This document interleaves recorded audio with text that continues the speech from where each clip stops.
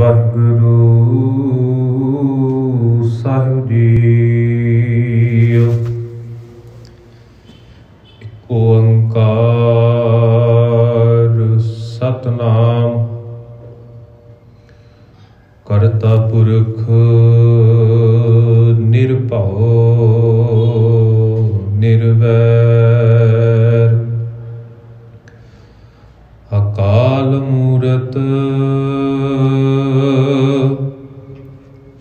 ਆਜੂਨੀ ਸੈਭੰ ਗੁਰ ਪ੍ਰਸਾਦ।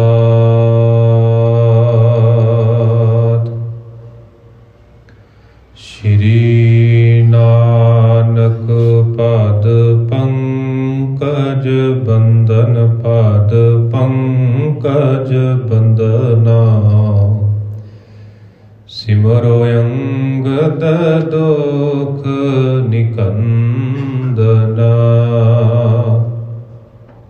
ਅਮਰਦਾਸ ਗੁਰ ਹਿਰਦੈ ਧਿਆਵੋ ਹਿਰਦੈ ਧਿਆਵੋ।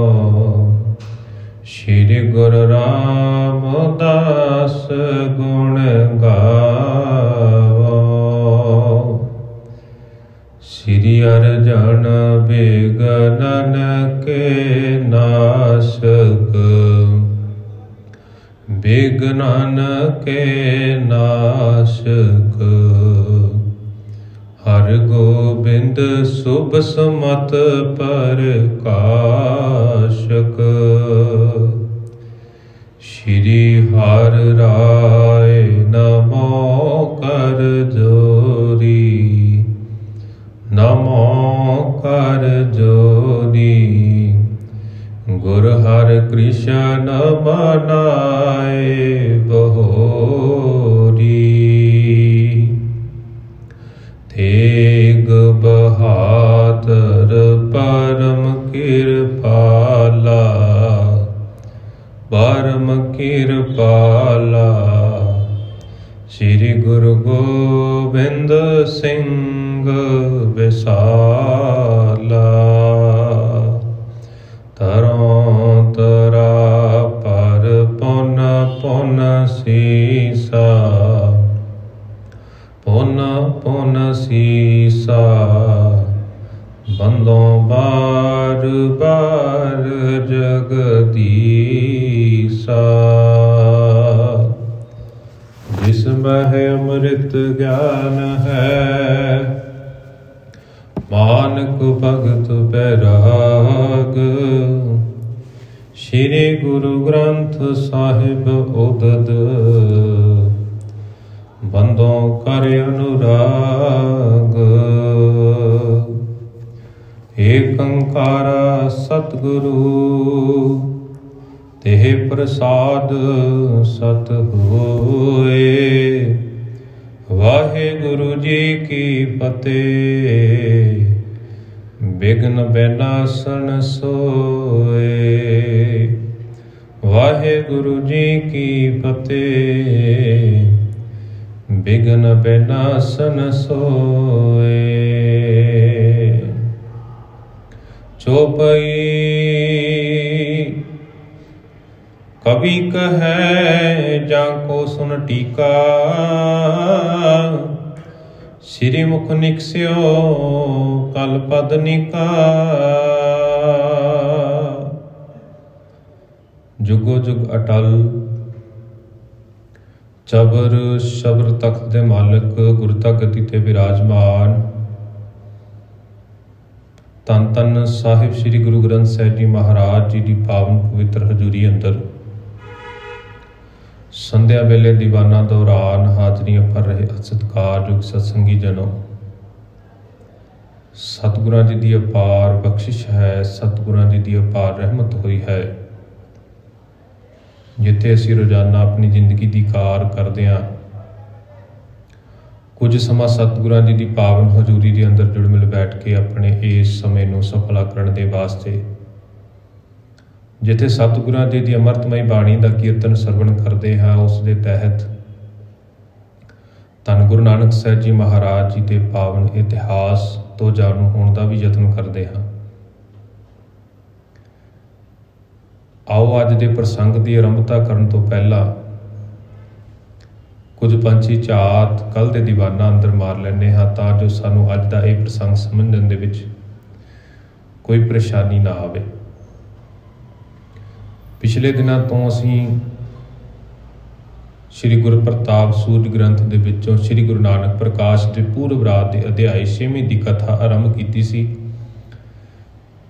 ਜਿਸ ਦੇ ਵਿੱਚ ਅਸੀਂ ਪ੍ਰਸੰਗ ਸਰਵਣ ਕੀਤਾ ਹੈ ਕਿ ਧੰਨ ਗੁਰੂ ਨਾਨਕ ਸਾਹਿਬ ਜੀ ਮਹਾਰਾਜ ਜੀ ਦੇ ਪਿਤਾ ਜੀ ਮਹਿਤਾ ਕਾਲੂ ਜੀ ਆਪਣੇ ਪੁੱਤਰ ਨੂੰ ਪਾਂਧੇ ਦੇ ਕੋਲ ਪੜ੍ਹਨ ਦੇ ਵਾਸਤੇ ਭੇਜਦੇ ਨੇ। ਤੇ ਕੱਲ ਦੇ ਦੀਵਾਨਾਂ ਦੇ ਵਿੱਚ ਅਸੀਂ ਉਸ ਪਾਵਨ ਸ਼ਬਦ ਦੀ ਵਿਚਾਰ ਸਰਵਣ ਕੀਤੀ ਹੈ ਜੋ ਧੰਨ ਗੁਰੂ ਨਾਨਕ ਸਾਹਿਬ ਜੀ ਮਹਾਰਾਜ ਜੀ ਨੇ ਉਸ ਪਾਂਧੇ ਨੂੰ ਸਮਝਾਉਣ ਦੀ ਖਾਤਰ ਉਚਾਰਨ ਕੀਤਾ ਸੀ, ਜੋ ਸ਼੍ਰੀ ਰਾਗ ਦੇ ਅੰਦਰ ਗੁਰੂ ਗ੍ਰੰਥ ਸਾਹਿਬ ਜੀ ਮਹਾਰਾਜ ਜੀ ਦੇ ਪਾਵਨ ਅੰਗ 16 ਦੇ ਉੱਤੇ ਅਤੇ ਸ਼੍ਰੀ ਰਾਗ ਦਾ 6ਵਾਂ ਸ਼ਬਦ ਹੈ। ਉਸ ਪਾਵਨ ਬਚਨਾਂ ਦੇ ਰਾਹੀਂ ਗੁਰੂ ਨਾਨਕ ਸਾਹਿਬ ਜੀ ਮਹਾਰਾਜ ਜੀ ਨੂੰ ਪਾਂਧੇ ਨੂੰ ਉਪਦੇਸ਼ ਕੀਤਾ ਤੇ ਉਸ ਦੇ ਤਹਿਤ ਜਦੋਂ ਉਹ ਸ਼ਬਦ ਪਾਂਧੇ ਨੇ ਆਪਣੇ ਕੰਨਾਂ ਦੇ ਨਾਲ ਸਰਵਣ ਕੀਤਾ ਤਾਂ ਪਾਂਧੇ ਦਾ ਪਾਰ ਉਤਾਰਾ ਵੀ ਹੋਇਆ ਤੇ ਮਨ ਦੇ ਵਿੱਚ ਟਿਕਾ ਵੀ ਆ ਗਿਆ ਤੇ ਉਸ ਪਰਮਾਤਮਾ ਦੇ ਨਾਲ ਇੱਕ ਮਿਕਤਾ ਵਾਲੀ ਸਾਂਝ ਵੀ ਕਾਇਮ ਹੋਈ। ਆਮ ਤੌਰ ਦੇ ਉੱਤੇ ਅਸੀਂ ਇਤਿਹਾਸ ਦੇ ਵਿੱਚ ਜੋ ਗੁਰੂ ਨਾਨਕ ਸਾਹਿਬ ਜੀ ਮਹਾਰਾਜ ਜੀ ਦੇ ਜੀਵਨ ਦੇ ਬਾਬਤ ਇਤਿਹਾਸ ਹੈ ਨਾ, ਅਸੀਂ ਕਈ ਵਾਰੀ ਵਿਚਾਰਾ ਸਰਵਣ ਕਰਦੇ ਹਾਂ। ਅਸੀਂ ਅੱਜ ਵੀ ਉਸ ਕੋਡੇ ਰਾਖਸ਼ ਨੂੰ ਕੋਡਾ ਰਾਖਸ਼ੀ ਕਹਿੰਦੇ ਹਾਂ। ਹਾਲਾਂਕਿ ਗੁਰੂ ਨਾਨਕ ਸਾਹਿਬ ਜੀ ਮਹਾਰਾਜ ਜੀ ਦੀ ਸਿੱਖਿਆ ਧਾਰਨ ਕਰਨ ਤੋਂ ਬਾਅਦ ਉਹ ਕੋਡਾ ਰਾਖਸ਼ ਨਹੀਂ ਰਿਹਾ ਸੀ।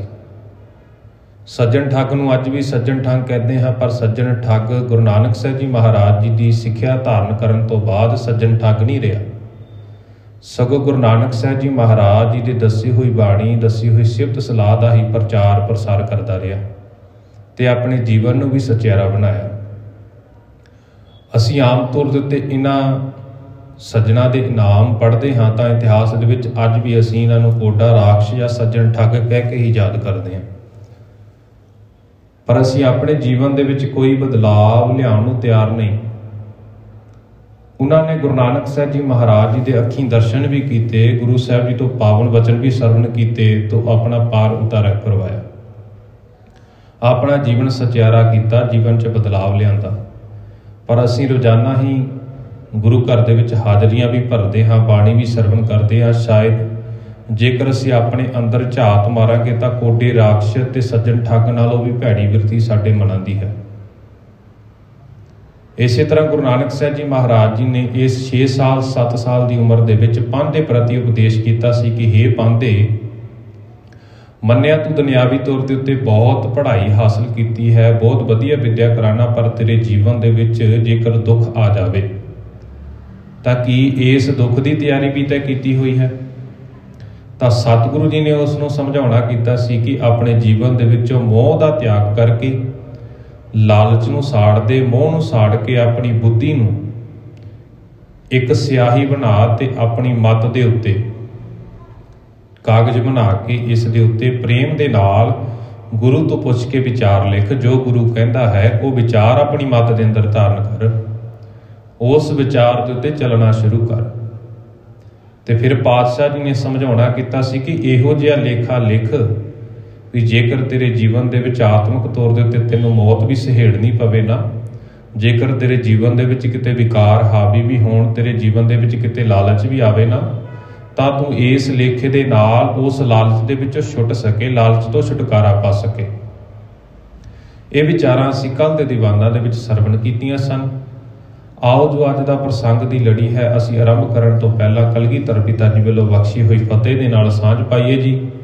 ਦੋਵੇਂ ਹੱਥ ਜੋੜ ਕੇ ਪਿਆਰ ਸਤਿਕਾਰ ਨਾਲ ਫਤਿਹ ਪ੍ਰਵਾਨ ਕਰੋ। ਆਖੋ ਜੀ ਵਾਹਿਗੁਰੂ ਜੀ ਕਾ ਖਾਲਸਾ, ਵਾਹਿਗੁਰੂ ਜੀ ਕੀ ਫਤਿਹ। ਚੌਪਈ ਕਵੀ ਕਹੈ ਜਾ ਕੋ ਸੁਨ ਟੀਕਾ, ਸ਼੍ਰੀ ਮੁਖ ਨਿਕਸਿਓ ਕਲ ਪਦ ਨੀਕਾ। ਕਵੀ ਕਹੈ ਭਾਵ ਹੁਣ ਇੱਥੇ ਕਵੀ ਸੰਤੋਖ ਸਿੰਘ ਜੀ ਚੂੜਾਮਣੀ ਜਿਨ੍ਹਾਂ ਨੇ ਇਹ ਗ੍ਰੰਥ ਦੀ ਰਚਨਾ ਕੀਤੀ ਹੈ ਨਾ, ਸ਼੍ਰੀ ਗੁਰੂ ਪ੍ਰਤਾਪ ਸੂਰਜ ਗ੍ਰੰਥ ਦੇ ਰਚਤਾਤਾ ਨੇ,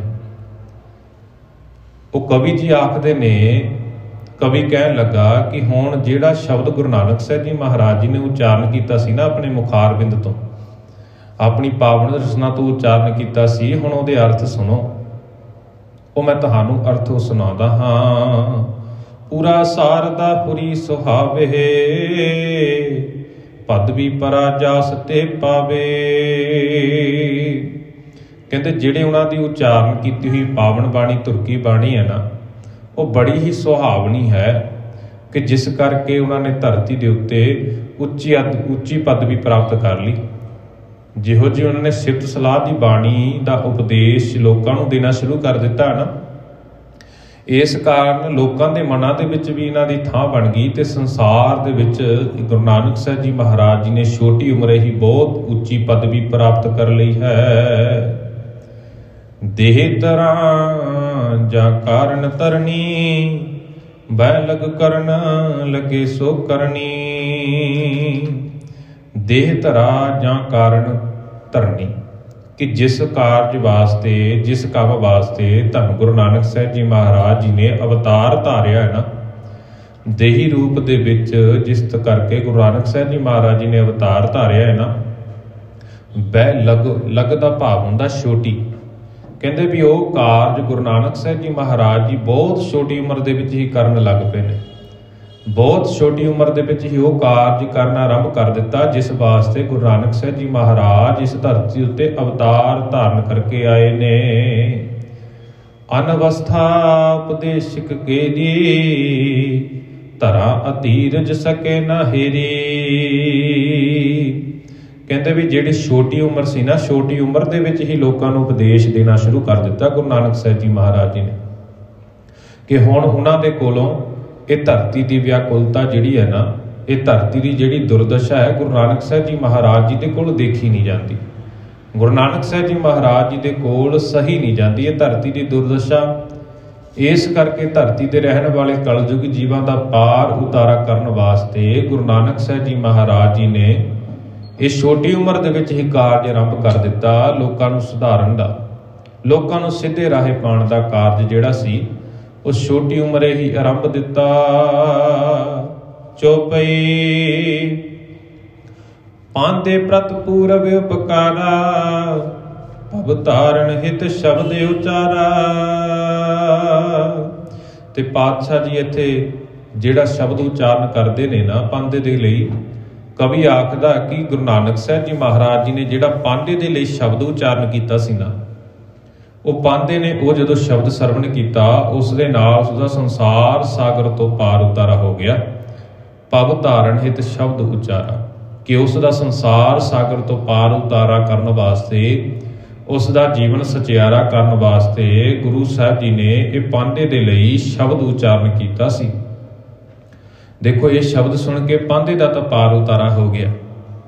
ਅਸੀਂ ਪਤਾ ਨਹੀਂ ਕਿੰਨੀ ਕੁ ਵਾਰ ਇਹ ਸ਼ਬਦ ਸਰਵਣ ਕਰ ਚੁੱਕੇ ਹਾਂ, ਤੇ ਸਾਡਾ ਪਤਾ ਨਹੀਂ ਪਾਰ ਉਤਾਰਾ ਕਦੋਂ ਹੋਵੇਗਾ, ਕਦੋਂ ਸਾਡੀ ਮੱਤ ਦੇ ਵਿੱਚ ਇਹ ਗੱਲ ਸਾਡੀ ਜਿਹਨ ਦੇ ਵਿੱਚ ਪੱਕੀ ਹੋਵੇਗੀ, ਜਿਹੜੀ ਵਿਚਾਰ ਗੁਰੂ ਨਾਨਕ ਸਾਹਿਬ ਜੀ ਮਹਾਰਾਜ ਜੀ 6 ਸਾਲ ਦੀ ਉਮਰ ਦੇ ਵਿੱਚ ਪਾਂਦੇ ਨੂੰ ਦੇ ਗਏ ਨੇ।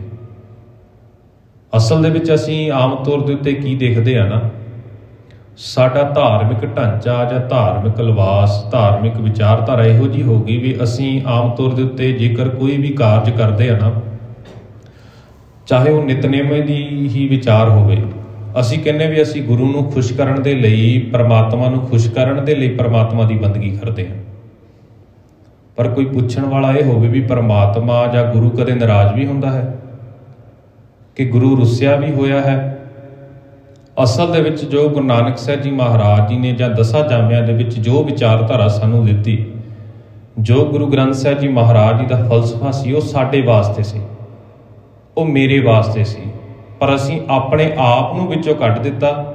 ਅਸੀਂ ਕਹਿੰਦੇ ਭਾਈ ਨਹੀਂ, ਇਹ ਕੇਵਲ ਤੇ ਕੇਵਲ ਅਸੀਂ ਗੁਰੂ ਨੂੰ ਸੁਣਾਉਣ ਲਈ ਹੀ ਕਾਰਜ ਕਰਨਾ, ਅਸੀਂ ਗੁਰੂ ਨੂੰ ਖੁਸ਼ ਕਰਨ ਲਈ ਕਾਰਜ ਕਰਨਾ, ਅਸੀਂ ਆਪ ਉਸ ਦੇ ਉੱਤੇ ਚੱਲਣ ਦੇ ਲਈ ਤਿਆਰ ਨਹੀਂ।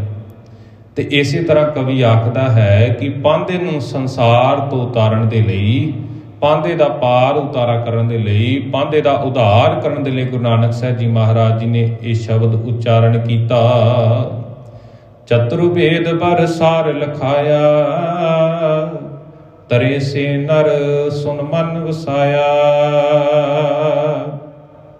ਕਹਿੰਦੇ ਕਿ ਉਹ ਮਨੁੱਖ ਸੰਸਾਰ ਸਾਗਰ ਨੂੰ ਪਾਰ ਕਰ ਜਾਂਦੇ ਨੇ, ਉਹ ਮਨੁੱਖ ਆਪਣਾ ਜੀਵਨ ਸਚਿਆਰਾ ਬਣਾ ਲੈਂਦੇ ਨੇ, ਉਹ ਮਨੁੱਖਾਂ ਦੇ ਜੀਵਨ ਦੇ ਵਿੱਚੋਂ ਵਿਕਾਰਾਂ ਦਾ ਖਾਤਮਾ ਹੋ ਜਾਂਦਾ। ਕਹਿੰਦੇ ਜਿਹੜੇ ਉਸ ਦੀ ਬਾਣੀ ਨੂੰ, ਗੁਰੂ ਨਾਨਕ ਸਾਹਿਬ ਜੀ ਮਹਾਰਾਜ ਜੀ ਦੀ ਬਾਣੀ ਨੂੰ, ਧੰਨ ਗੁਰੂ ਗ੍ਰੰਥ ਸਾਹਿਬ ਜੀ ਮਹਾਰਾਜ ਜੀ ਦੀ ਬਾਣੀ ਨੂੰ ਮਨ ਲਾ ਕੇ, ਚਿੱਤ ਲਾ ਕੇ ਪੜ੍ਹਦੇ ਨੇ, ਸੁਣਦੇ ਨੇ ਤੇ ਆਪਣੇ ਜੀਵਨ ਦੇ ਅੰਦਰ ਧਾਰਨ ਕਰਦੇ ਨੇ, ਉਹਨਾਂ ਮਨੁੱਖਾਂ ਦਾ ਜੀਵਨ ਜਿਹੜਾ ਹੈ ਗੁਰੂ ਅਨੁਸਾਰੀ ਜਿਹੜਾ ਹੈ ਜੀਵਨ ਬਤੀਤ ਹੋਣਾ ਸ਼ੁਰੂ ਹੋ ਜਾਂਦਾ, ਜਿਹੜੇ ਆਪਣੇ ਜੀਵਨ ਦੇ ਵਿੱਚ ਇਸ ਵਿਚਾਰਧਾਰਾ ਨੂੰ ਅਪਣਾਉਂਦੇ ਨੇ।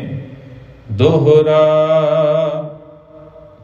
ਦੇਹ ਦੀਵ ਟੀਕੇ ਵਿਖੇ ਨੇਹ ਮੋਹ ਭਰਪੂਰ, ਬਾਤੀ ਵਿਸ਼ਯਨ ਵਾਸਨਾ ਅਗਨ ਗਿਆਨ ਤੇ ਦੂਰ। ਹੁਣ ਇੱਥੇ ਇੱਕ ਉਦਾਹਰਨ ਵਰਤੀ ਗਈ ਹੈ ਦੀਵੇ ਦੀ, ਦੀਵੇ ਦੀ ਬੱਤੀ ਦੀ ਤੇ ਦੀਵੇ ਦੇ ਵਿੱਚ ਪਾਏ ਜਾਂਦੇ ਤੇਲ ਦੀ। ਅਸੀਂ ਦੀਵੇ ਦੇ ਵਿੱਚ ਤੇਲ ਪਾ ਕੇ ਉਸ ਦੇ ਵਿੱਚ ਜੂੰ ਦੀ ਬੱਤੀ ਵੱਟ ਕੇ ਬਾਲ ਦਿੰਦੇ ਹਾਂ ਤੇ ਸਾਨੂੰ ਜਿਹੜੀ ਹੈ ਰੋਸ਼ਨੀ ਪ੍ਰਦਾਨ ਹੋਵੇ, ਤੇ ਸਾਡਾ ਜਿਹੜਾ ਜੀਵਨ ਦੇ ਵਿੱਚ ਜਾਂ ਘਰ ਦੇ ਵਿੱਚ ਕਿਤੇ ਵੀ ਹਨੇਰਾ ਹੈ, ਉਸ ਹਨੇਰੇ ਤੋਂ ਅਸੀਂ ਖਲਾਸੀ ਪਾ ਸਕੀਏ, ਹਨੇਰੇ ਤੋਂ ਮੁਕਤ ਹੋ ਸਕੀਏ ਤੇ ਸਾਨੂੰ ਦੀਵੇ ਤੋਂ ਚਾਨਣ ਮਿਲ ਸਕੇ। ਹੁਣ ਇੱਥੇ ਉਦਾਹਰਨ ਵਰਤੀ ਗਈ ਹੈ ਦੀਵੇ ਦੀ ਕਿ ਕਹਿੰਦੇ ਮੰਨ ਲਓ ਇਹ ਸਰੀਰ ਜਿਹੜਾ ਹੈ ਨਾ ਇੱਕ ਦੀਵੇ ਦੇ ਵਾਂਗ ਹੈ, ਜਿਹੜੀ ਦੇਹ ਹੈ ਨਾ, ਦੇਹ ਦੀਵ ਟੀਕੇ ਵਿਖੇ, ਕਿ ਇਹ ਜਿਹੜੀ ਦੇਹ ਹੈ, ਸਰੀਰ ਹੈ, ਇੱਕ ਦੀਵਾ ਹੈ ਤੇ ਦੀਵੇ ਦੇ ਵਿੱਚ ਆਮ ਤੌਰ ਦੇ ਉੱਤੇ ਤੇਲ ਪਾਇਆ ਜਾਂਦਾ। ਕਹਿੰਦੇ ਪਰ ਇਸ ਮਨੁੱਖ ਨੇ ਇਸ ਭਾਂਡੇ ਦੇ ਵਿੱਚ ਮੋਹ ਰੂਪੀ ਤੇਲ ਪਾਇਆ ਹੋਇਆ, ਭਾਂਡੇ ਦੇ ਵਿੱਚ ਵਿਸ਼ਿਆਂ ਵਿਕਾਰਾਂ ਦਾ ਤੇਲ ਪਾਇਆ ਹੋਇਆ, ਇਸ ਸਰੀਰ ਦੇ ਵਿੱਚ ਵਿਸ਼ੇ ਵਿਕਾਰਾਂ ਨੂੰ ਥਾਂ ਦਿੱਤੀ ਹੋਈ ਹੈ। ਤੇ ਜਿਸ ਤਰ੍ਹਾਂ ਹੁਣ ਫਿਰ ਜਿਹੜੀ ਬੱਤੀ ਬਲਣੀ ਸੀ, ਉਸ ਬੱਤੀ ਦੇ ਵਿੱਚੋਂ ਜਿਹੜੀਆਂ ਵਾਸ਼ਨਾਵਾਂ ਸੀ, ਕਾਮ ਵਾਸ਼ਨਾਵਾਂ, ਵਿਸ਼ਿਆ ਵਿਕਾਰਾਂ ਦੀਆਂ ਵਾਸ਼ਨਾਵਾਂ, ਉਹੀ ਬਲਦੀਆਂ ਨੇ। ਤੇ ਹੁਣ ਜੇਕਰ ਜੀਵਨ ਦੇ ਵਿੱਚ ਮੋਹ ਦੇ ਵਿੱਚ ਇਨਸਾਨ ਫਸਿਆ, ਜੀਵਨ ਦੇ ਵਿੱਚ ਵਿਸ਼ਿਆ ਵਿਕਾਰਾਂ ਦੇ ਨਾਲ ਸਾਂਝ ਪਾਈ ਹੈ ਤੇ ਕਾਮ ਵਾਸ਼ਨਾਵਾਂ ਦੇ ਨਾਲ ਸਾਂਝ ਪਾਈ ਬੈਠਾ, ਤੇ ਉਸ ਦੇ ਜੀਵਨ ਦੇ ਵਿੱਚੋਂ ਗਿਆਨ ਕਿਸ ਤਰ੍ਹਾਂ ਪੈਦਾ ਹੋਵੇਗਾ। ਹੁਣ ਜੇਕਰ ਜੀਵਨ ਦੇ ਵਿੱਚ ਮਾੜਾ ਹੈ ਤਾਂ ਮਨੁੱਖ ਮਾੜਾ ਹੀ ਬੋਲੇਗਾ। ਸਾਡੇ ਅੰਦਰ ਜੇਕਰ ਕੋਈ ਮਾੜੀ ਵਿਚਾਰਧਾਰਾ ਹੈ ਨਾ, ਤਾਂ ਸਾਡੀ ਜ਼ੁਬਾਨ ਦੇ ਵਿੱਚੋਂ, ਸਾਡੀਆਂ ਅੱਖਾਂ ਦੇ ਵਿੱਚੋਂ ਵੀ ਉਹੀ ਮਾੜਾ ਕੁਝ ਹੀ ਝਲਕੇਗਾ। ਮੈਂ ਆਮ ਤੌਰ ਤੇ ਇੱਕ ਉਦਾਹਰਣ ਸਾਂਝੀ ਕਰਦਾ ਹੁੰਦਾ ਕਿ ਸਾਡੇ ਘਰਾਂ ਦੇ ਵਿੱਚ ਪਾਣੀ ਦੀਆਂ ਟੰਕੀਆਂ ਹੁੰਦੀਆਂ ਨੇ। ਅਸੀਂ ਪਾਣੀ ਦੀ ਟੰਕੀ ਦੇ ਵਿੱਚ ਕਿਸੇ ਵੀ ਪਾਣੀ ਦੇ ਸੋਮੇ ਦੇ ਰਾਹੀਂ, ਚਾਹੇ ਸਬਮਰਸੀਬਲ ਹੋਵੇ ਜਾਂ ਕਿਸੇ ਵੀ ਤਰੀਕੇ ਦੇ ਨਾਲ, ਟੰਕੀ ਦੇ ਵਿੱਚ ਪਾਣੀ ਭਰ ਲੈਂਦੇ। ਜਿਹੋ ਜਿਹਾ ਪਾਣੀ ਟੰਕੀ ਦੇ ਵਿੱਚ ਭਰਿਆ ਗਿਆ, ਇੱਕ ਪਾਈਪ ਆ ਰਿਹਾ ਤੇ ਉਹ ਪਾਣੀ ਟੈਂਕੀ ਦੇ ਵਿੱਚ ਭਰ ਰਿਹਾ, ਤੇ ਦੂਜਾ ਪਾਈਪ ਆ ਰਿਹਾ ਜਿਸ ਦੇ ਨਾਲ ਟੂਟੀਆਂ ਲੱਗੀਆਂ, ਤੇ ਉਹ ਪਾਣੀ ਵਾਪਸ ਟੂਟੀਆਂ ਦੇ ਰਾਹੀਂ ਆ ਰਿਹਾ ਤੇ ਅਸੀਂ ਉਸ ਦੀ ਵਰਤੋਂ ਕਰ ਰਹੇ ਹਾਂ। ਚੇਤੇ ਰੱਖਣਾ, ਜੇਕਰ ਟੈਂਕੀ ਦੇ ਵਿੱਚ ਸਾਫ਼ ਪਾਣੀ ਭਰਿਆ ਗਿਆ ਤਾਂ ਟੂਟੀਆਂ ਦੇ ਰਾਹੀਂ ਸਾਫ਼ ਪਾਣੀ ਹੀ ਬਾਹਰ ਆਵੇਗਾ। ਜੇਕਰ ਪਾਣੀ ਗੰਦਾ ਭਰਿਆ ਗਿਆ ਤਾਂ ਟੂਟੀਆਂ ਦੇ ਰਾਹੀਂ ਪਾਣੀ ਗੰਦਾ ਹੀ ਬਾਹਰ ਆਣਾ। ਸਾਡੀ ਜਿਹੜੀ ਸੁਰਤ ਹੈ ਨਾ, ਅਸੀਂ ਬਾਹਰੋਂ ਜਿਹੋ ਜਿਹਾ ਧਾਰਨ ਕਰਦੇ ਹਾਂ, ਸਾਡੀ ਜ਼ੁਬਾਨ, ਸਾਡੀਆਂ ਅੱਖਾਂ, ਸਾਡੇ ਹੱਥ, ਸਾਡੇ ਪੈਰ ਉਹੋ ਜਿਹੇ ਕਾਰਜ ਕਰਦੇ ਨੇ। ਜਿਸ ਤਰ੍ਹਾਂ ਟੈਂਕੀ ਦੇ ਵਿੱਚ ਪਾਣੀ ਸਾਫ਼ ਗਿਆ ਸੀ ਤਾਂ ਸਾਫ਼ ਕੰਮ ਕੀਤਾ, ਸਾਫ਼ ਪਾਣੀ ਦੀ ਵਰਤੋਂ ਹੋਈ। ਤੇ ਦਿਮਾਗ ਦੇ ਵਿੱਚ ਜੇਕਰ ਅਸੀਂ ਚੰਗੀ ਵਿਚਾਰਧਾਰਾ ਭਰਾਂਗੇ ਤਾਂ ਕਿਸੇ ਵੀ ਧੀ ਭੈਣ ਦੇ ਬਾਬਤ ਅਸੀਂ ਗਲਤ ਵਿਚਾਰ ਨਹੀਂ ਕਰਾਂਗੇ, ਗਲਤ ਨਹੀਂ ਸੋਚਾਂਗੇ। ਜੇਕਰ ਹੁਣ ਦਿਮਾਗ ਦੇ ਵਿੱਚ ਅਸੀਂ ਬਾਹਰੋਂ ਹੀ ਮਾੜਾ ਧਾਰਨ ਕਰ ਰਹੇ ਹਾਂ, ਮਾੜੀਆਂ ਚੀਜ਼ਾਂ ਵੱਲ ਖਿੱਚੇ ਹੋ ਜਾ ਰਹੇ ਹਾਂ, ਮਾੜੀ ਚੀਜ਼ ਆਪਣੇ ਜੀਵਨ ਅੰਦਰ ਲੈ ਕੇ ਆ ਰਹੇ ਹਾਂ, ਤਾਂ ਕਿਸ ਤਰ੍ਹਾਂ ਆਸ ਰੱਖ ਸਕਦੇ ਹਾਂ ਵੀ ਸਾਡੇ ਮਨ ਦੇ ਰਾਹੀਂ, ਸਾਡੀ ਜ਼ੁਬਾਨ ਦੇ ਰਾਹੀਂ ਕਿਸੇ ਪ੍ਰਤੀ ਚੰਗਾ ਬੋਲਿਆ ਜਾਵੇਗਾ। ਇਸੇ ਤਰ੍ਹਾਂ ਇੱਥੇ ਸਮਝਾਉਣਾ ਕਰਦੇ ਨੇ ਕਿ ਜਿਹੜਾ ਸਰੀਰ ਰੂਪੀ ਭਾਂਡਾ ਸੀ ਨਾ ਮਨੁੱਖ ਦਾ, ਸਰੀਰ ਨੂੰ ਚੰਗੀ ਤਰ੍ਹਾਂ ਸਾਫ਼ ਕਰਨ ਦੇ ਨਾਲ ਨਾਲ ਮਨ ਵੀ ਸਾਫ਼ ਕਰਨਾ ਸੀ। ਇੱਥੇ ਕਵੀ ਜੀ ਆਖਦੇ ਨੇ ਕਿ ਮਨੁੱਖ ਨੇ ਮਨ ਨੂੰ ਸਾਫ਼ ਨਹੀਂ ਕੀਤਾ, ਮਨ ਦੇ ਵਿੱਚ ਵਿਕਾਰ ਵੀ ਭਰ ਲਏ, ਮਨ ਦੇ ਵਿੱਚ ਭੈੜੀ ਵਿਚਾਰਧਾਰਾ ਵੀ ਧਾਰਨ ਕਰ ਲਈ। ਤੇ ਹੁਣ ਜੇਕਰ ਮਨ ਦੇ ਵਿੱਚ ਹੀ ਸਾਰਾ ਕੁਝ ਭੈੜਾ ਭਰਿਆ ਤਾਂ ਜ਼ੁਬਾਨ ਕਿਸ ਤਰ੍ਹਾਂ ਚੰਗਾ ਬੋਲੇਗੀ, ਤਾਂ ਜ਼ੁਬਾਨ ਦੇ ਵਿੱਚੋਂ ਵੀ ਉਹੀ ਕੁਝ ਝਲਕੇਗਾ। ਚੌਪਈ ਗੁਰ ਪ੍ਰਸਾਦ ਕਰ ਟਿਕ ਜਬ ਹਵੈ ਹੈ, ਆਤਮ ਗਿਆਨ ਲੈ ਪਦ ਪਹਿ। ਤੇ ਫਿਰ ਹੁਣ ਇੱਥੇ ਆਖਦੇ ਨੇ ਕਿ ਜਦੋਂ ਅਸਲ ਦੇ ਵਿੱਚ ਗੁਰੂ ਦੀ ਕਿਰਪਾ ਹੋ ਜਾਂਦੀ ਨਾ ਤਾਂ ਆਤਮ ਗਿਆਨ ਦੀ ਪ੍ਰਾਪਤੀ ਹੋ ਜਾਂਦੀ। ਜਦੋਂ ਗੁਰੂ ਦੀ ਕਿਰਪਾ ਹੋ ਜਾਵੇ, ਗੁਰੂ ਦੀ ਬਖਸ਼ਿਸ਼ ਹੋ ਜਾਂਦੀ ਨਾ, ਤਾਂ ਫਿਰ ਜਿਹੜੀ ਸਾਡੇ ਦਿਮਾਗ ਦੇ ਵਿੱਚ ਭੈੜੀ ਮੱਤ ਹੈ ਨਾ, ਖੋਟੀ ਮੱਤ ਹੈ, ਉਹ ਖੋਟੀ ਮੱਤ ਵੀ ਫਿਰ ਸੁਧਾਰ ਵੱਲ ਤੁਰ ਜਾਂਦੀ। ਫਿਰ ਉਹ ਦਿਮਾਗ ਦੇ ਵਿੱਚ ਵੀ, ਸੁਰਤ ਦੇ ਵਿੱਚ ਵੀ ਚੰਗੀਆਂ ਵਿਚਾਰਧਾਰਾ ਆਉਣੀਆਂ ਸ਼ੁਰੂ ਹੋ ਜਾਂਦੀਆਂ। ਜਦੋਂ ਮਨੁੱਖ ਗੁਰੂ ਅਨੁਸਾਰੀ ਜੀਵਨ ਜਿਉਣਾ ਸ਼ੁਰੂ ਕਰ ਦਿੰਦਾ ਨਾ, ਗੁਰੂ ਦੀ ਬਖਸ਼ਿਸ਼ ਦਾ ਪਾਤਰ ਬਣ ਜਾਂਦਾ, ਤਾਂ ਫਿਰ ਮਨੁੱਖ ਦੇ ਜੀਵਨ ਦੇ ਵਿੱਚ ਆਤਮ ਗਿਆਨ ਦੀ ਪ੍ਰਾਪਤੀ ਹੋ ਜਾਂਦੀ। ਆਮ ਤੌਰ ਦੇ ਉੱਤੇ ਇੱਕ ਵਿਚਾਰ ਅਸੀਂ ਇਹ ਵੀ ਆਮ ਤੌਰ ਦੇ ਉੱਤੇ ਸਾਂਝੀ ਵੀ ਕਰ ਲੈਂਦੇ ਹਾਂ ਅਤੇ ਆਮ ਤੌਰ ਦੇ ਉੱਤੇ ਇਹ ਗੱਲਾਂ ਕਰਦੇ ਵੀ ਰਹਿੰਦੇ ਹਾਂ ਵੀ ਕਹਿੰਦੇ ਵੀ ਜਦੋਂ ਗੁਰੂ ਕਿਰਪਾ ਕਰੇਗਾ ਤੇ ਉਦੋਂ ਹੀ ਉਹ ਕਾਰਜ ਅਸੀਂ ਆਰੰਭ ਕਰਾਂਗੇ। ਸਭ ਤੋਂ ਵੱਡੀ ਵਿਚਾਰ ਇਹ ਹੁੰਦੀ ਵੀ ਜੇਕਰ ਕਿਸੇ ਨੂੰ ਅਸੀਂ ਪ੍ਰੇਰਿਤ ਕਰੀਏ ਨਾ ਵੀ ਭਾਈ ਗੁਰੂ ਘਰ ਹਾਜ਼ਰੀ ਭਰਿਆ ਕਰੋ, ਖੰਡੇ ਬਾਟੇ ਦੀ ਪੌਲ ਛਕੋ ਜਾਂ ਹੋਰ ਸਿੱਖੀ ਜੀਵਨ ਧਾਰਨ ਕਰੋ, ਤਾਂ ਆਮ ਤੌਰ ਦੇ ਉੱਤੇ ਅੱਗਿਓਂ ਜਵਾਬ ਇਹੀ ਆਉਂਦਾ ਵੀ ਜਦੋਂ ਗੁਰੂ ਕਿਰਪਾ ਕਰੇਗਾ ਤਾਂ ਅਸੀਂ ਗੁਰੂ ਘਰ ਆਉਣਾ ਸ਼ੁਰੂ ਕਰ ਦੇਵਾਂਗੇ। ਜਦੋਂ ਗੁਰੂ ਦੀ ਕਿਰਪਾ ਹੋਈ ਅਸੀਂ ਬਾਣੀ ਪੜ੍ਹਨੀ ਸ਼ੁਰੂ ਕਰ ਦੇਵਾਂਗੇ। ਹੁਣ ਰੋਜ਼ਾਨਾ ਅਸੀਂ ਨਿਤਨੇਮ ਦੀ ਬਾਣੀ ਦੇ ਨਾਲ ਸਾਂਝ ਪਾਉਂਦੇ ਹਾਂ। ਧੰਨ ਗੁਰੂ ਅਮਰਦਾਸ ਸਾਹਿਬ ਜੀ ਮਹਾਰਾਜ ਜੀ ਦੀ ਪਾਵਨ ਬਾਣੀ, ਜਿਸ ਦਾ ਨਾਮ ਆਨੰਦ ਸਾਹਿਬ ਦੀ ਬਾਣੀ ਹੈ। ਤੇ ਸਤਿਗੁਰੂ ਜੀ ਆਖਦੇ ਨੇ, ਆਵੋ ਸਿੱਖ ਸਤਿਗੁਰੂ ਕੇ ਪਿਆਰਿਓ, ਗਾਵੋ ਸੱਚੀ ਬਾਣੀ। ਹੁਣ ਗੁਰੂ ਤਾਂ ਬੁਲਾ ਰਿਹਾ, ਗੁਰੂ ਤਾਂ ਆਖ ਰਿਹਾ ਵੀ ਭਾਈ ਆ ਕੇ ਸੱਚੀ ਬਾਣੀ ਗਾਵੋ, ਸੱਚੀ ਬਾਣੀ ਦੀ ਸਿਫਤ ਸਲਾਹ ਕਰੋ, ਪਰਮਾਤਮਾ ਦੇ ਨਾਮ ਦੇ ਨਾਲ ਸਾਂਝ ਪਾਵੋ, ਉਸ ਵਿਚਾਰਧਾਰਾ ਨੂੰ ਜੀਵਨ ਦੇ ਅੰਦਰ ਧਾਰਨ ਵੀ ਕਰੋ। ਤੇ ਅਸੀਂ ਉਹ ਚੀਜ਼ ਸੁਣਨ ਨੂੰ ਤਿਆਰ ਨਹੀਂ, ਤੇ ਅਸੀਂ ਆਖਦੇ ਵੀ ਗੁਰੂ ਜਦੋਂ ਕਿਰਪਾ ਕਰਗੇ। ਮਨ ਸਾਡਾ ਆਪਣਾ ਤਿਆਰ ਨਹੀਂ ਤੇ ਅਸੀਂ ਕਿਰਪਾ ਗੁਰੂ ਦੇ ਅਸੀਂ ਇਲਜ਼ਾਮ ਲਗਾ ਰਹੇ ਵੀ ਗੁਰੂ ਜਦੋਂ ਕਿਰਪਾ ਕਰੇਗਾ। ਇਸੇ ਤਰ੍ਹਾਂ ਇੱਥੇ ਆਖਦੇ ਨੇ ਵੀ ਗੁਰੂ ਦੀ ਕਿਰਪਾ ਜਦੋਂ ਹੋ ਜਾਂਦੀ ਨਾ, ਗੁਰੂ ਦੀ ਬਖਸ਼ਿਸ਼ ਹੋ ਜਾਂਦੀ, ਜਦੋਂ ਮਨੁੱਖ ਨੂੰ ਸਮਝ ਆ ਜਾਂਦੀ, ਤਾਂ ਮਨੁੱਖ ਦੇ ਜੀਵਨ ਦੇ ਵਿੱਚ ਆਤਮ ਗਿਆਨ ਦੀ ਪ੍ਰਾਪਤੀ ਹੋ ਜਾਂਦੀ। ਤੇ ਇਸੇ ਤਰ੍ਹਾਂ ਜਿਹੜਾ ਨੇ ਆਤਮ ਗਿਆਨ ਲੇਹ ਪਦ ਪੈ ਹੈ ਕਿ ਜਦੋਂ ਮਨੁੱਖ ਜੀਵਨ ਦੇ ਵਿੱਚ ਗਿਆਨ ਧਾਰਨ ਕਰਦਾ ਨਾ, ਤਾਂ ਫਿਰ ਮਨੁੱਖ ਦੀ ਜਿਹੜੀ ਪਦਵੀ ਹੈ ਉਹ ਉੱਚੀ ਹੋ ਜਾਂਦੀ, ਉਹ ਸ੍ਰੇਸ਼ਟ ਪਦਵੀ ਪ੍ਰਾਪਤ ਕਰ ਲੈਂਦਾ ਹੈ। ਸ਼੍ਰੀ ਨਾਨਕ ਹੈ ਗੁਰੂ ਦੁਖ ਦਊ, ਏ ਪ੍ਰਸੀਦ ਉਪਦੇਸ਼ੇ ਸੋ। ਕਹਿੰਦੇ ਵੀ ਗੁਰੂ ਨਾਨਕ ਸਾਹਿਬ ਜੀ ਮਹਾਰਾਜ ਜਿਹੜੇ ਨੇ ਨਾ, ਉਹ ਦੁੱਖਾਂ ਨੂੰ ਹਰਨ ਵਾਲੇ ਗੁਰੂ ਹੋਏ ਨੇ, ਉਹ ਦੁੱਖਾਂ ਦਾ ਨਾਸ਼ ਕਰਨ ਵਾਲੇ ਗੁਰੂ ਹੋਏ ਨੇ। ਉਹਨਾਂ ਨੇ ਸਾਰੀ ਦੁਨੀਆ ਨੂੰ, ਸਾਰੀ ਸ੍ਰਿਸ਼ਟੀ ਨੂੰ, ਸਾਰੀ ਕਾਇਨਾਤ ਨੂੰ ਕਹਿੰਦੇ ਨੇ ਸੱਚ ਦਾ ਉਪਦੇਸ਼ ਦਿੱਤਾ। ਜਿਨ੍ਹਾਂ ਮਨੁੱਖਾਂ ਨੇ ਸੱਚ ਨੂੰ ਧਾਰਨ ਕੀਤਾ ਨਾ, ਉਹਨਾਂ ਦੇ ਦੁੱਖਾਂ ਦਾ ਵੀ ਨਾਸ਼ ਹੋ ਗਿਆ। ਨੇਹ ਮੋਹ ਜਬ ਪਾਂਦਾ ਜਾਦ ਹੋ, ਗਿਆਨ ਅਗਨ ਸੋ ਸਗਲ ਨਿਵਾਰ ਹੋ। ਤੇ ਇਸ ਤਰ੍ਹਾਂ ਕਹਿੰਦੇ ਨੇ ਵੀ ਸੰਸਾਰਕ ਮਮਤਾ ਨੂੰ ਸਾੜ ਦੇਵੋ। ਨੇਹ ਮੋਹ, ਨੇਹ ਤੇ ਮੋਹ, ਜਿਹੜੀ ਸੰਸਾਰਕ ਮਮਤਾ ਹੈ ਨਾ, ਅਸੀਂ ਸੰਸਾਰਕ ਮੋਹ ਦੇ ਵਿੱਚ ਫਸੇ ਹੋਏ ਹਾਂ। ਕਹਿੰਦੇ ਇਸ ਤਰ੍ਹਾਂ ਇਸ ਚੀਜ਼ ਨੂੰ ਸਿਆੜ ਦੇਵੋ। ਗਿਆਨ ਅਗਨ ਸੋ ਸਗਲ ਨਿਵਾਰੋ, ਕਿ ਗਿਆਨ ਅਗਨੀ ਦੇ ਨਾਲ ਸਭ ਦੁੱਖਾਂ ਨੂੰ ਦੂਰ ਕਰੋ। ਭਾਵ ਗਿਆਨ ਦੇ ਨਾਲ ਜਿਹੜਾ ਜੀਵਨ ਦੇ ਵਿੱਚ ਦੁੱਖਾਂ ਨੇ ਹਨੇਰਾ ਪਾਇਆ ਸੀ ਨਾ, ਅੱਗ ਦੇ ਨਾਲ ਅਸੀਂ ਚਾਨਣ ਦੇ ਨਾਲ ਹਨੇਰੇ ਤੋਂ ਮੁਕਤੀ ਪ੍ਰਾਪਤ ਕਰਦੇ। ਕਹਿੰਦੇ ਵੀ ਇਸ ਤਰ੍ਹਾਂ ਜਿਹੜਾ ਪਾਂਧੇ ਨੂੰ ਉਪਦੇਸ਼ ਦਿੱਤਾ ਨਾ ਗੁਰੂ ਨਾਨਕ ਸਾਹਿਬ ਜੀ ਮਹਾਰਾਜ ਜੀ ਨੇ, ਕਵੀ ਕਹਿੰਦਾ ਵੀ ਇਸ ਤਰ੍ਹਾਂ ਆਪਣੇ ਜੀਵਨ ਦੇ ਵਿੱਚ ਗਿਆਨ ਦੀ ਅੱਗ ਨੂੰ ਬਾਲੋ ਤੇ ਅੰਦਰੋਂ ਦੁੱਖਾਂ ਦਾ, ਅਗਿਆਨਤਾ ਦਾ ਹਨੇਰਾ ਦੂਰ ਕਰੋ। ਸ਼ਰਧਾ ਧਰ ਕਾਜਰ ਭਰ ਪਾਵੇ, ਹੰਗ ਤਨ ਤਜਨਾ ਕਸਨ ਸਵਾਰ ਹੋ। ਤੇ ਇਸ ਤਰ੍ਹਾਂ ਕਹਿੰਦੇ ਵੀ ਸ਼ਰਧਾ ਧਾਰਨ ਕਰੋ ਆਪਣੀ ਅੱਖਾਂ ਦੇ ਵਿੱਚ। ਅੱਖਾਂ ਦੇ ਵਿੱਚ ਕਹਿੰਦੇ ਮਨੁੱਖ ਆਮ ਤੌਰ ਦੇ ਉੱਤੇ ਕਾਜਰ ਦਾ ਭਾਵ ਹੁੰਦਾ ਕਜਲਾ, ਅੱਖਾਂ ਦੇ ਵਿੱਚ ਸੁਰਮਾ ਪਾਉਂਦਾ।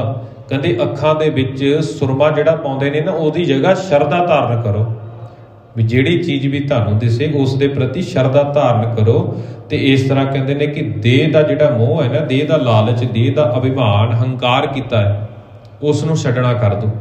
ਕਿਉਂਕਿ ਇਸ ਦੁਨੀਆ ਦੇ ਉੱਤੇ ਅਨੇਕਾਂ ਰਾਜੇ ਆਏ, ਵੱਡੇ ਵੱਡੇ ਨਾਮ ਵੀ ਰੱਖ ਲਏ ਰਾਜਿਆਂ ਨੇ, ਪਰ ਪਾਤਸ਼ਾਹ ਜੀ ਕਹਿੰਦੇ ਵੀ ਉਹ ਅੰਤ ਦੇ ਸਮੇਂ ਦੇ ਵਿੱਚ ਉਹਨਾਂ ਦੀ ਦੇਹ ਦਾ ਇੱਥੋਂ ਨਾਮੋ ਨਿਸ਼ਾਨ ਨਹੀਂ ਰਿਹਾ, ਉਹਨਾਂ ਦਾ ਵੀ ਨਾਮੋ ਨਿਸ਼ਾਨ ਨਹੀਂ ਰਿਹਾ। ਚਾਹੇ ਦੁਨੀਆ ਦੇ ਉੱਤੇ ਵੱਡੇ ਵੱਡੇ ਨਾਮ ਰਖਾ ਲਏ, ਚਾਹੇ ਆਪਣੇ ਨਾਮਾਂ ਦੇ ਨਾਲ ਬਾਦਸ਼ਾਹ ਲਗਵਾ ਲਿਆ, ਸਰਦਾਰ ਲਗਵਾ ਲਿਆ, ਪਰ ਇੱਥੇ ਕਹਿੰਦੇ ਵੀ ਉਹ ਵੀ ਟਿਕੇ ਨਹੀਂ। ਆਪਣੇ ਇਸ ਸਰੀਰ ਦਾ, ਆਪਣੀ ਇਸ ਦੇਹ ਦਾ ਹੰਕਾਰ ਨਾ ਕਰੋ। ਸੁਮਤ ਸਾਰ ਕੋ ਕਾਗਦ ਕਰੀਏ, ਭਾਉ ਕਲਮ ਕਰ ਮਨ ਕਰ ਧਰੀਏ। ਕਹਿੰਦੇ ਆਪਣੀ ਬੁੱਧੀ ਨੂੰ ਸ੍ਰੇਸ਼ਟ ਕਾਗਜ਼ ਬਣਾ, ਕਾਗਜ਼ ਦੇ ਉੱਤੇ ਸੋਹਣੇ ਤਰੀਕੇ ਦੇ ਨਾਲ ਬੱਚਾ ਜਿਸ ਤਰ੍ਹਾਂ ਲਿਖਦਾ ਨਾ, ਇਸੇ ਤਰ੍ਹਾਂ ਆਪਣੇ ਮਨ ਦੇ ਉੱਤੇ, ਆਪਣੀ ਸੁਰਤ ਦੇ ਉੱਤੇ ਨਾ ਚੰਗੀ ਤਰ੍ਹਾਂ ਸੋਹਣੇ ਤਰੀਕੇ ਦੇ ਨਾਲ ਲੇਖ ਲਿਖ, ਕਿਉਂਕਿ ਤੈਂ ਆਪਣੇ ਲੇਖ ਆਪ ਲਿਖਣੇ ਨੇ। ਤਾਂ ਜਿਹੋ ਜਿਹੇ ਕਰਮ ਕਰੇਗਾ ਉਹੋ ਜਿਹਾ ਫਲ ਪ੍ਰਾਪਤ ਹੋ ਜਾਵੇਗਾ। ਆਮ ਤੌਰ ਦੇ ਉੱਤੇ ਅਸੀਂ ਕਹਿੰਦੇ ਹਾਂ ਵੀ ਸਾਡੇ ਤਾਂ ਲੇਖ ਹੀ ਮਾੜੇ ਲਿਖੇ ਗਏ। ਮੈਂ ਇੱਕ ਉਦਾਹਰਨ ਹੋਰ ਸਾਂਝੀ ਕਰ ਦੇਵਾਂ ਆਪ ਜੀ ਦੇ ਨਾਲ। ਘਰਾਂ ਦੇ ਵਿੱਚ ਅਸੀਂ ਦੇਖਦੇ ਹਾਂ ਵੀ ਸਾਡੇ ਬੱਚੇ ਪੜ੍ਹਾਈ ਕਰਦੇ ਨੇ। ਮੰਨ ਲਓ ਇੱਕ ਕਲਾਸ ਦੇ ਵਿੱਚ ਇੱਕ ਅਧਿਆਪਕ ਪੜ੍ਹਾ ਰਿਹਾ ਅਤੇ ਉਸ ਦੇ ਅੱਗੇ 30-35 ਬੱਚੇ, ਜਿੰਨੇ ਵੀ ਬੱਚੇ ਨੇ, ਪੜ੍ਹਦੇ ਨੇ। ਅਧਿਆਪਕ ਦਾ ਕੰਮ ਹੈ ਪੜ੍ਹਾਉਣਾ ਅਤੇ ਬੱਚਿਆਂ ਦਾ ਕੰਮ ਹੈ ਪੜ੍ਹਾਈ ਹਾਸਲ ਕਰਨਾ। ਹੁਣ ਅਧਿਆਪਕ ਬਿਨਾਂ ਕਿਸੇ ਪੱਖਪਾਤ ਤੋਂ ਉਹਨਾਂ ਨੂੰ ਪੜ੍ਹਾ ਰਿਹਾ ਅਤੇ ਬੱਚੇ ਉਹਨਾਂ ਦੇ ਵਿੱਚ ਉਹ ਵੀ ਨੇ ਜਿਹੜੇ ਕਹਿੰਦੇ ਨੇ ਵੀ ਅਸੀਂ ਟੌਪ ਕਰਨਾ, ਅਸੀਂ ਪਹਿਲੇ ਨੰਬਰ 'ਤੇ ਆਉਣਾ, ਦੂਜੇ ਨੰਬਰ 'ਤੇ ਆਉਣਾ ਅਤੇ ਆਪਣੇ ਮਾਂ-ਬਾਪ ਦਾ ਨਾਮ ਰੋਸ਼ਨ ਕਰਨਾ। ਅਤੇ ਜਿਨ੍ਹਾਂ ਨੇ ਹੁਣ ਪਹਿਲੇ ਨੰਬਰ 'ਤੇ ਆਉਣ ਦੇ ਬਾਰੇ ਸੋਚਿਆ ਹੈ, ਟੌਪ ਕਰਨ ਦੇ ਲਈ ਸੋਚਿਆ, ਉਹ ਤਿਆਰੀ ਵੀ ਪਹਿਲੇ ਦਿਨ ਤੋਂ ਕਰਨ ਲੱਗ ਜਾਂਦੇ। ਦੂਜੇ ਪਾਸੇ ਉਸੇ ਕਲਾਸ ਦੇ ਵਿੱਚ ਉਹ ਬੱਚੇ ਬੈਠੇ ਹੁੰਦੇ ਨੇ ਜਿਹੜੇ ਕਹਿੰਦੇ ਨੇ ਵੀ ਜਦੋਂ ਪੇਪਰ ਆਉਣਗੇ, ਜਦੋਂ ਇਮਤਿਹਾਨ ਆਉਣਗੇ ਤਾਂ ਦੇਖਿਆ ਜਾਊ, ਉਦੋਂ ਪੜ੍ਹਾਈ ਕਰ ਲਾਂਗੇ। ਸਾਰਾ ਸਾਲ ਤਿਆਰੀ ਨਹੀਂ ਕਰਦੇ। ਹੁਣ ਜਦੋਂ ਰਿਜ਼ਲਟ ਦਾ ਵੇਲਾ ਆਉਂਦਾ, ਅਧਿਆਪਕ ਨੇ ਆਪਣੇ ਵੱਲੋਂ ਵਧੀਆ ਸਿੱਖਿਆ ਦਿੱਤੀ। ਹੁਣ ਜਿਨ੍ਹਾਂ ਨੇ ਪਹਿਲੇ ਦਿਨ ਤੋਂ ਤਿਆਰੀ ਕੀਤੀ ਸੀ, ਉਹਨਾਂ ਨੇ ਜੋ ਆਪਣਾ ਨਿਸ਼ਾਨਾ ਮਿੱਥਿਆ ਸੀ, ਉਸ ਨਿਸ਼ਾਨੇ ਤੱਕ ਪਹੁੰਚਣ ਦੇ ਲਈ ਵਧੀਆ ਤਿਆਰੀ ਕੀਤੀ, ਵਧੀਆ ਪੇਪਰ ਪਾਏ ਅਤੇ ਇਮਤਿਹਾਨ ਦੇ ਵਿੱਚ ਚੰਗੇ ਨੰਬਰਾਂ ਦੇ ਨਾਲ ਪਾਸ ਹੋ ਗਏ। ਅਤੇ ਦੂਜੇ ਪਾਸੇ ਜਿਹੜੇ ਕਹਿੰਦੇ ਸੀ ਵੀ ਜਦੋਂ ਪੇਪਰਾਂ ਦਾ ਦਿਨ ਆਵੇਗਾ ਉਦੋਂ ਦੇਖੇਗਾ, ਉਦੋਂ ਦੇਖਿਆ ਜਾਊ ਜੋ ਕੁਝ ਹੋਵੇਗਾ। ਫਿਰ ਜਦੋਂ ਹੁਣ ਪੇਪਰ ਆ ਗਏ ਤਾਂ ਪੇਪਰਾਂ ਦੇ ਵਿੱਚ ਫੇਲ ਹੋ ਗਏ ਤਾਂ ਨਿਰਾਸ਼ਤਾ ਤਾਂ ਪੱਲੇ ਪੈਣੀ ਸੀ ਨਾ। ਹੁਣ ਦੋਨਾਂ ਵਿਦਿਆਰਥੀਆਂ ਨੇ ਆਪੋ ਆਪਣੇ ਕਰਮ, ਆਪਣੇ ਲੇਖ ਆਪ ਲਿਖ ਲਏ। ਇੱਕ ਨੇ ਪੜ੍ਹਾਈ ਕੀਤੀ, ਚੰਗੀ ਸਿੱਖਿਆ ਹਾਸਲ ਕਰਕੇ ਅੱਵਲ ਦਰਜੇ 'ਤੇ ਆ ਗਿਆ। ਦੂਜੇ ਨੇ ਲੇਖ ਇਹੋ ਜਿਹੇ ਲਿਖ ਲਏ, ਸ਼ਰਾਰਤਾਂ ਕੀਤੀਆਂ, ਵਿਹਲਾ ਘੁੰਮਿਆ, ਪੜ੍ਹਾਈ ਵੱਲ ਧਿਆਨ ਨਹੀਂ ਦਿੱਤਾ ਅਤੇ ਉਸ ਦੇ ਅਨੁਸਾਰ ਉਸਨੂੰ ਰਿਜ਼ਲਟ ਮਿਲ ਗਿਆ। ਇਸੇ ਤਰ੍ਹਾਂ ਅਸੀਂ ਆਪਣੇ ਜੀਵਨ ਦੇ ਵਿੱਚ ਆਪਣੇ ਕਰਮ, ਆਪਣੇ ਲੇਖ ਆਪ ਲਿਖਦੇ ਹਾਂ। ਜਦੋਂ ਹੁਣ ਸਮਾਂ ਹੈ ਵੀ ਆਪਣੇ ਜੀਵਨ ਨੂੰ ਸੁਧਾਰ ਕਰਨ ਦਾ, ਜੀਵਨ ਨੂੰ ਚੰਗੇ ਪਾਸੇ ਲੈ ਕੇ ਆਉਣ ਦਾ, ਤਾਂ ਅਸੀਂ ਸੁੱਤੇ ਪਏ ਉਸ ਨਲਾਇਕ ਬੱਚੇ ਦੇ ਵਾਂਗ ਦੇਖਦੇ ਹਾਂ ਵੀ ਜਦੋਂ ਮੌਤ ਆਵੇਗੀ, ਜਦੋਂ ਦੇਖਿਆ ਜਾਊਗਾ ਉਦੋਂ ਦੇਖਿਆ ਜਾਊਗਾ। ਜਦੋਂ ਇਮਤਿਹਾਨ ਆਵੇਗਾ ਨਾ, ਹੁਣ ਜ਼ਿੰਦਗੀ ਦੇ ਵਿੱਚ ਜਦੋਂ ਦੁੱਖ ਆਉਂਦੇ ਉਹ ਇਮਤਿਹਾਨ ਹੀ ਹੁੰਦੇ ਨੇ। ਪਾਤਸ਼ਾਹ ਜੀ ਕਹਿੰਦੇ ਨੇ ਵੀ ਸੁੱਖਾਂ ਦੀ ਤਿਆਰੀ ਤਾਂ ਤੁਸੀਂ ਬਹੁਤ ਕਰ ਲੈਂਦੇ, ਸੁੱਖਾਂ ਦੇ ਲਈ ਤਾਂ ਇਹ ਵੀ ਕਰ ਲੈਂਦੇ ਵੀ ਮੈਂ ਜਦੋਂ ਸੁੱਖ ਆਉਣਗੇ ਤਾਂ ਇੱਦਾਂ ਕਰਾਂਗੇ, ਪਰ ਦੁੱਖ ਦੀ ਤਿਆਰੀ ਕੋਈ ਨਹੀਂ ਕਰਦਾ। ਤਾਂ ਗੁਰੂ ਸਾਹਿਬ ਜੀ ਜਿਹੜਾ ਇਮਤਿਹਾਨ ਨੇ ਨਾ, ਦੁੱਖਾਂ ਦੇ ਜ਼ਰੀਏ ਹੀ ਹੁੰਦਾ। ਵੀ ਇਮਤਿਹਾਨ ਇਹੋ ਜਿਹਾ ਹੁੰਦਾ ਵੀ ਦੁੱਖ ਦੇ ਵਿੱਚ ਦੇਖਿਆ ਜਾਵੇ ਇਨਸਾਨ ਡੋਲਦਾ ਜਾਂ ਨਹੀਂ। ਇਸੇ ਤਰ੍ਹਾਂ ਇਮਤਿਹਾਨ ਦੀ ਤਿਆਰੀ ਸਾਨੂੰ ਸ਼ੁਰੂ ਤੋਂ ਕਰਨੀ ਚਾਹੀਦੀ। ਜਦੋਂ ਵੀ ਸਮਝ ਆ ਜਾਵੇ ਨਾ, ਉਸੇ ਦਿਨ ਤੋਂ ਸਾਨੂੰ ਚੰਗੇ ਪਾਸੇ ਜੁੜ ਜਾਣਾ ਚਾਹੀਦਾ। ਉਸੇ ਦਿਨ ਤੋਂ ਹੀ ਸਾਨੂੰ ਸਿਮਰਨ ਬੰਦਗੀ ਕਰਨੀ ਸ਼ੁਰੂ ਕਰ ਦੇਣੀ ਚਾਹੀਦੀ। ਉਸੇ ਦਿਨ ਤੋਂ ਨਿਤਨੇਮ ਦੀ ਬਾਣੀਆਂ ਦੇ ਨਾਲ ਸਾਂਝ ਪਾਣੀ ਸ਼ੁਰੂ ਕਰ ਦੇਣੀ ਚਾਹੀਦੀ, ਜਦੋਂ ਸਾਨੂੰ ਸਮਝ ਆ ਗਈ। ਅਤੇ ਇਹ ਨਾ ਹੋਵੇ ਵੀ ਜਦੋਂ ਸਮਾਂ ਆਵੇ ਅਤੇ ਸਾਨੂੰ ਪਛਤਾਉਣਾ ਪਵੇ, ਕਿਉਂਕਿ ਔਖੇ ਵੇਲੇ ਦੇ ਵਿੱਚ ਨਾ ਗੁਰੂ ਦੀ ਬਾਣੀ ਤੋਂ ਇਲਾਵਾ ਹੋਰ ਸਾਨੂੰ ਕੋਈ ਵੀ ਆਸਰਾ ਨਹੀਂ ਦੇ ਸਕਦਾ। ਗੁਰੂ ਦੀ ਬਾਣੀ ਤੋਂ ਬਿਨਾਂ ਸਾਡਾ ਹੋਰ ਕੋਈ ਵੀ ਸਹਾਰਾ ਨਹੀਂ ਬਣ ਸਕਦਾ। ਇਸੇ ਤਰ੍ਹਾਂ ਸਾਨੂੰ ਤਿਆਰੀ ਕਰਨੀ ਚਾਹੀਦੀ ਹੈ।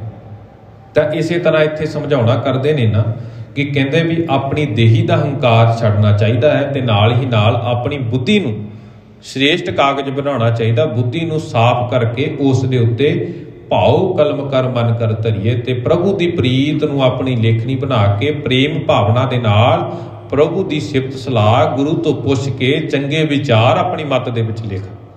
ਚੰਗੇ ਵਿਚਾਰ ਧਾਰਨ ਕਰ, ਲੇਖਕ ਚਿੱਤ ਬੂਝ ਗੁਰਦੁਆਰਾ,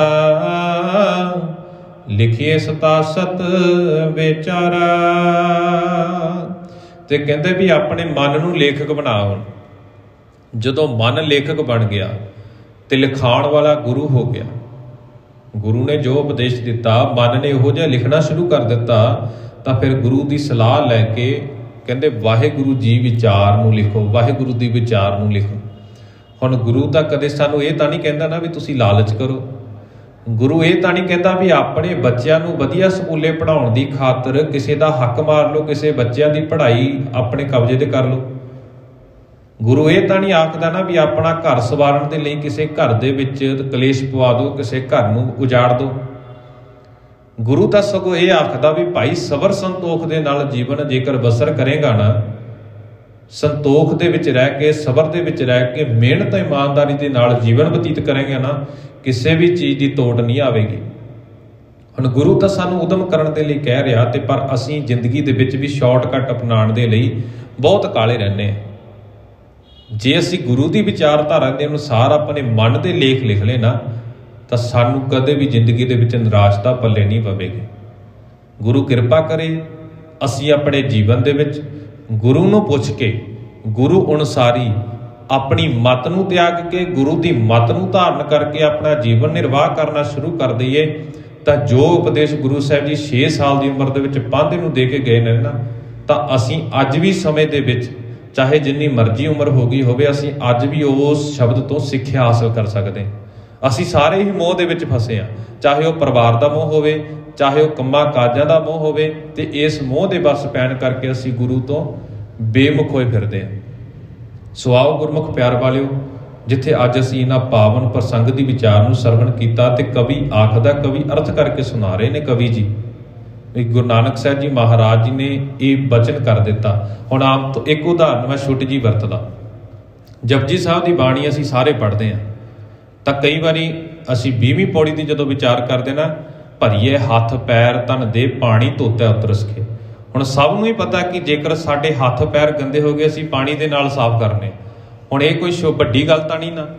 ਤੇ ਜੇਕਰ ਸਾਡੇ ਕੱਪੜੇ ਗੰਦੇ ਹੋ ਗਏ, ਕੱਪੜੇ ਨੂੰ ਅਸੀਂ ਸਾਬਣ ਦੇ ਨਾਲ, ਮੂੰਹ ਪਲੀਤੀ ਕੱਪੜ ਹੋਏ ਦੇ ਸਾਬੁਣ ਲਈਏ, ਉਹ ਧੋਏ, ਸਾਬਣ ਦੇ ਨਾਲ ਕਿਸੇ ਚੀਜ਼ ਦੇ ਨਾਲ ਸਾਫ਼ ਕਰ ਲਵਾਂਗੇ। ਪਰ ਪਾਤਸ਼ਾਹ ਜੀ ਨਾ ਦੋ ਉਦਾਹਰਨਾਂ ਨੂੰ ਸੌਖਿਆਂ ਨੂੰ ਵਰਤ ਕੇ ਸਾਨੂੰ ਜੋ ਸਮਝਾਉਣਾ ਚਾਹੁੰਦੇ ਨੇ, ਉਹ ਸਾਨੂੰ ਸਮਝਣਾ ਪਵੇਗਾ। ਭਰੀਏ ਮੱਤ ਪਾਪਾ ਕੇ ਸੰਗ ਉਹ ਧੋਪੈ ਨਾਮੈ ਕਰੰਗ। ਜਿਹੜੀ ਤੇਰੀ ਮੱਤ ਹੈ ਉਹ ਨਾਮ ਦੇ ਨਾਲ ਧੋਤੀ ਜਾਣੀ।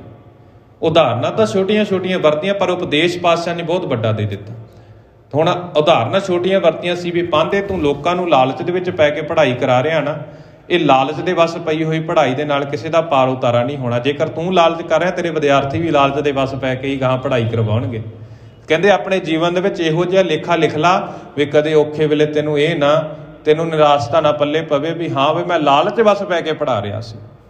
ਸੋ ਸਤਿਗੁਰੂ ਜੀ ਕਿਰਪਾ ਕਰਨ, ਜਿੱਥੇ ਅਸੀਂ ਅੱਜ ਇਸ ਪ੍ਰਸੰਗ ਦੀ ਵਿਚਾਰ ਸਰਵਣ ਕੀਤੀ ਹੈ, ਰਹਿੰਦੇ ਪ੍ਰਸੰਗ ਦੀ ਵਿਚਾਰ ਅਸੀਂ ਕੱਲ੍ਹ ਦੇ ਦੀਵਾਨਾਂ ਦੇ ਵਿੱਚ ਸਰਵਣ ਕਰਾਂਗੇ। ਵਿਚਾਰਾਂ ਕਰਦਿਆਂ ਭੁੱਲਾਂ ਹੋ ਜਾਣੀਆਂ ਸੁਭਾਵਿਕ ਨੇ। ਗੁਰੂ ਅਤੇ ਗੁਰੂ ਦੀ ਸੰਗਤ ਬਖਸ਼ਣਯੋਗ ਹੈ। ਬਖਸ਼ਦਿਆਂ ਹੋਇਆ ਫਤਿਹ ਪ੍ਰਵਾਨ ਕਰੋ। ਆਖੋ ਜੀ ਵਾਹਿਗੁਰੂ ਜੀ ਕਾ ਖਾਲਸਾ, ਵਾਹਿਗੁਰੂ ਜੀ ਕੀ ਫਤਿਹ।